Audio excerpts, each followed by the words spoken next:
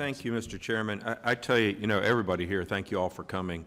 It's honestly embarrassing for the United States of America to have to be dealing with this. We're supposed to be the paragon of excellence with voting, and we're supposed to go into other countries and make sure that they do it right, and we just can't do it right in our own damn country. It's embarrassing.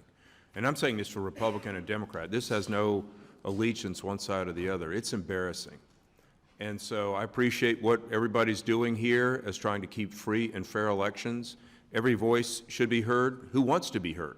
But there's also a thing called personal responsibility, getting up off your own derriere and making sure that you can do something. Let me just play a quick round robin about ask questions, and we'll go through. Should dead people be on voter rolls? No. Absolutely not. No. No. All right, so good. No dead people. They're in heaven. They don't need to vote. Voter ID. Is voter ID, is it repressing the vote? It is not. No. No, the data is clear that it's not. Agree with Mr. Reimer. It depends on the ID. No one opposes ID. What people oppose Is voter are the ID, types of ID. is voter ID suppressing a vote? What type- Yes or no? Let's stop the Depends on the lawyer-eyeing ID. question. Much more It- complicated. If I 11% of pull the out an public ID, lacks the type of yes ID. or no, you did this again, is it yes or no? Is voter ID suppressing the vote? It depends on the ID. No one opposes voter ID. What people oppose are specific types All right, of ID. I'm gonna take that as you don't agree. Politicians are All right, requiring next thing. people that All right. many communities of color Mr. and Spalding, I'm voters running this thing disproportionately right here. lack. Let me ask, since you're talkative, let me ask you a question. You said half of the people sat out the 2020 election, correct? Do you believe it's a person's personal responsibility to vote? Yeah, I think it is everyone's freedom and responsibility to Right, make their voice so heard. half the people voted, and so half the people said, I don't want to vote, and that's their personal responsibility. I agree with you that we should have everybody I vote, appreciate 100%. that. I appreciate that. I don't think that we know that 50% said, I don't want to vote.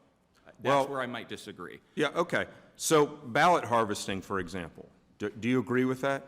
Can you define ballot harvesting? Going and having a kid walk through a neighborhood and pull on houses, here's your voter thing, I'll help you fill it out and I'll hand it in. What if my No, late yes or no, grandmother with was what in- you just I'm asked sorry, my I'm sorry. example. Can you please repeat the hypo? All right, a teenage kid that is paid to go and knock on doors and say, here's a ballot, I'll help you fill it out if you don't understand, and take it in and turn it in. If the ballot is lawfully voted, wouldn't have a problem if a teenager, perhaps they, maybe Okay. they're 18 and they work for the post office. I don't have a problem with someone All right, taking a voted ballot from somebody who may be What if they went through homebound nursing and homes? wants to make their, sure, if you're in a nursing home, you have a And you right don't to think make there's your voice anything that heard. could go wrong with that? Where that voter could be influenced? What voter, by voting from voting No, from some home? person coming around and saying, here, you vote this way, and they couldn't be influenced. Well, there's laws against voter intimidation. I No, mean, I'm that's just saying, illegal. do you think there's anything that could go wrong? It's hard, It's ripe for fraud. It's ripe that's for just fraud. not, but that's just isn't, right, that's just not.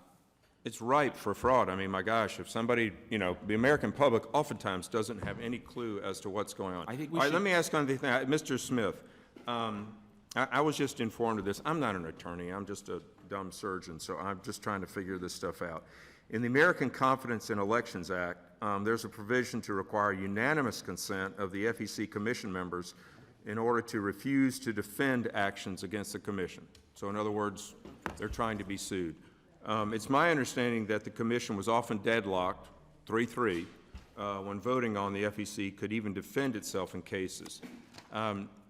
Based on your experience with campaign law and litigation, can you speak to and share your thoughts as to why this provision would be needed? Why would we prevent the FEC from trying to defend itself if it was being sued?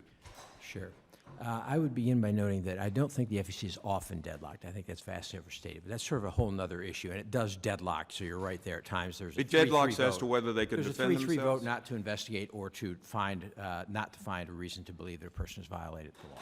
Okay. What has been happening on the commission in recent years is typically after the commission votes not to proceed to enforcement or not to fine a party, right? If the vote comes 3-3 and you need a 4-vote bipartisan majority to carry on. So if the commission goes 3-3, The commissioners who voted not to proceed are the controlling group. That's been recognized by the court.